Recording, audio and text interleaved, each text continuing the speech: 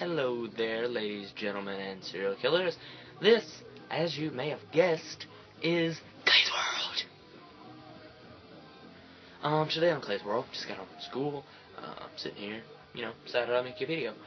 I've made 2 other videos, my first day and my second day starting school. But this video I decided that I'd make as a 5-minute video to give you a video because I made the band retreat video. This one does have a point. We'll get to it in a second. Updates on Clay's World. Go! Boom! Today is Tuesday in Clay's World. It is whatever clock, 6, 7, 8, maybe, I don't know. Clay got home from marching band practice today. Yeah, Clay got home from marching band practice today. It went pretty good, everything, same old, same old. Let's get to Clay's video. Today, Clay's going to talk about labels. Labels and a little bit about school itself and the underbelly in Clay's view. In Clay's view, labels are necessary. Labels put you in your place. Labels let you know where you belong in everything. Without labels, people run willy-nilly, no one has names, people would still have groups of friends, but they would have no names. Same. If there were no labels, you would have no age, you would not be called an American, you would not be a Caucasian, you would not be any of these things, you would not speak English, because that's a label. You'd be you'd be labeled as an English speaker. Without labels, my friends, many things that we use daily would be deceased, or put to rest, or whatever the hell you want to use.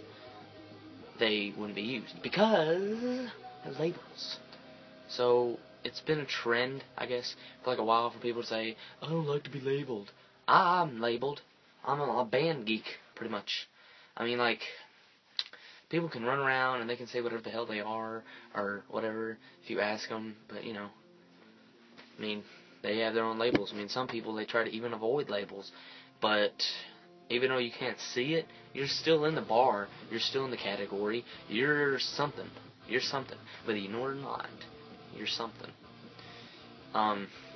If you ask somebody what clique I would fall under, maybe 50%, maybe even 70 or 80% would call me emo.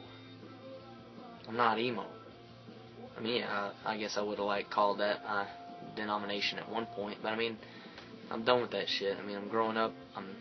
I don't want to do that stuff anymore. I don't want to be labeled like that no more. I'm a band geek. I don't even know if that really is a label. It's a sport. So, football players called football players. Why can't I be called a marching band player or something like that?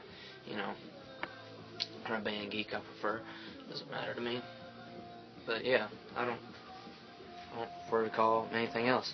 At school, I run my own lunch table that consists of many groups, whether you believe that or not. Groups of people that when we leave lunch, we all go back to our own friends. We have all sorts of people that from all walks of life. We have preps. We have your weirdos. We have your weirder weirdos. We have your people that just you really don't know where they go.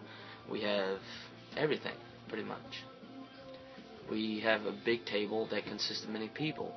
I like having a big table that consists of many groups of people because that table stands for unity. That table shows that everyone can come together and they can always have a good-ass time. They can all sit and coexist together and they can all laugh at each other. But outside of that, we're still the same. We all go to our friends and do whatever the hell we do for the rest of the day.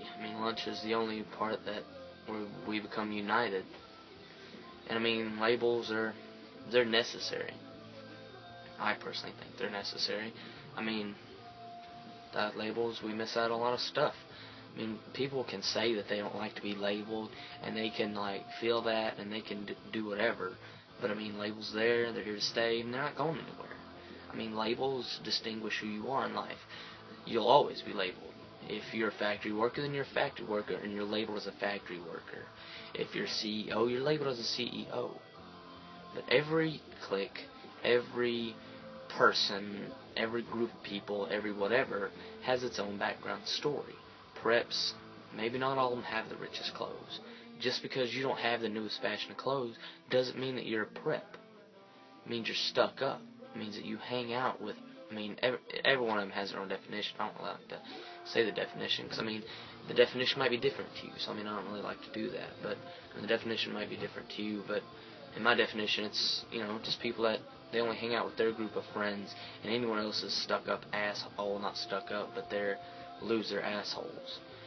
They, you know, they hang around, they dress like everyone else does. I mean, they're not free-spirited. I mean, they're modern-day Nazis. They do whatever anyone else is doing. They wear the same clothes. I mean, they do whatever. I mean, you can pretty much distinguish those from the rest of the people. I mean, you don't have to have the richest clothes, but you don't have to have the poorest clothes either. You can wear clothes that you've bought from Hollister, Aeropostale, or whatever the hell you want. But, I mean, you still need to show that you're you and you're not somebody else. I mean, some cliques have even died out. Like, you don't find greasers anymore. They've resorted to other things. Those groups may have spread it out. I mean, stuff like that. I mean, you have them everywhere. Jocks, I don't even like to call them jocks, because they really aren't even jocks to me anymore, because they're all different. Even though that they all come together, you still have some of the jocks that aren't even in football and basketball. So, I mean, when you say that they're jocks, people will be smartasses and tell you, hey, they're not even in a sport. Yeah, but they fucking hang around guys that are, so they're associated with them, so they are one of them. Ultimately, they're accepted by them, so they are one of them. They're associated. Yeah. Man. I mean, you wouldn't even find people that call themselves goth anymore.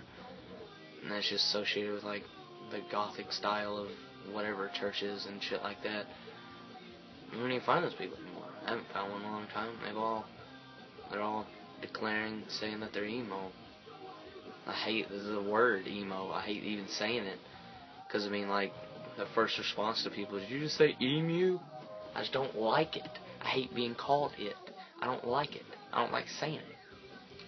It's just a clique that I don't associate myself with. It's a profile that I don't like to carry around. It's not a tag that I like to carry around. Maybe people associate me with that tag or something like that, but, you know, it's their problem. Maybe that's the group that I do fall into. I don't know. I don't care. Problem with that is, you know, one motherfucker calling another motherfucker a poser. And it's dumb. I mean, you can't pose. I mean, if you're being what you are, I mean, you're being what you are. I mean, you can't fucking just pose. You can't pose as, it's dumb. Yeah, pretty much. Yeah. I think that's all I got on labels. I know I got a lot more shit. I could talk about this for like 10 minutes, but it's already 8 minutes. And, you know, I'm trying to keep it in the 5-minute limit here.